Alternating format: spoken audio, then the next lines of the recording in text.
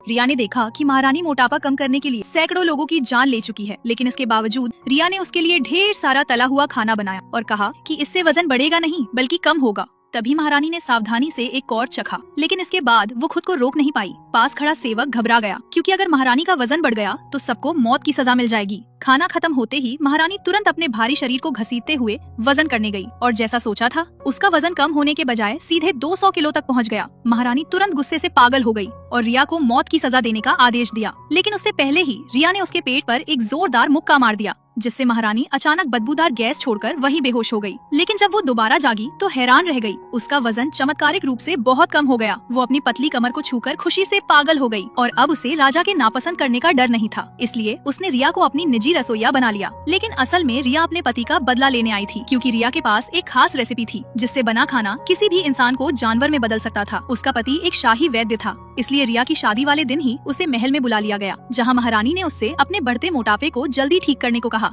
लेकिन उसने कहा कि इसमें 1 साल लगेगा। उसकी बात से महारानी गुस्से में पागल हो गई और उसे जिंदा जलाने का आदेश दे दिया। जब रिया वहाँ पहुँची तो उसका पति लाश बन चुका था। उसने आंसू रोकते हुए उसके सामने शादी की रस्म पूरी की और बदला लेने की कसम खाई। इधर पतली हो चुकी महारानी खुशी से राजा के पास जा रही थी। तभी रास्ते में 2 औरतें उसका मजाक उड़ाने लगी कि वो बूढ़ी और बदसूरत है। उनकी बातों से महारानी गुस्से से कांपने लगी और वापस जाकर आईने में खुद को देखा। उसे समझ आया कि वो सच में बहुत बदसूरत है, इसलिए उसने सारा गुस्सा रिया पर निकाला और पूछा क्या वो उसे फिर से जवान और सुंदर बना सकती है। रिया ने तुरंत हाँ कहा और शर्त रखी कि उसे लगातार 6 दिनों तक सड़ा हुआ खाना खाना होगा। महारानी मान गई और यही रिया के बदले का सही समय था। तभी रिया ने महारानी के सामने खाना लाकर रखा। ढक्कन खोलते ही महारानी ने देखा कि अंदर सड़ा हुआ सुअर का सिर था, जिसमें भयानक बदबू आ रही थी। फिर भी उसने सब खा लिया। 7 दिनों तक वो यही खाती रही और आखिरकार उसका चेहरा फिर से जवान और सुंदर हो गया। लेकिन असली चाल अब शुरू होने वाली थी। रिया ने खास तरीके से सुअर का सिर इसलिए इस्तेमाल किया था ताकि सही समय पर वो महारानी को सुअर में बदल सके।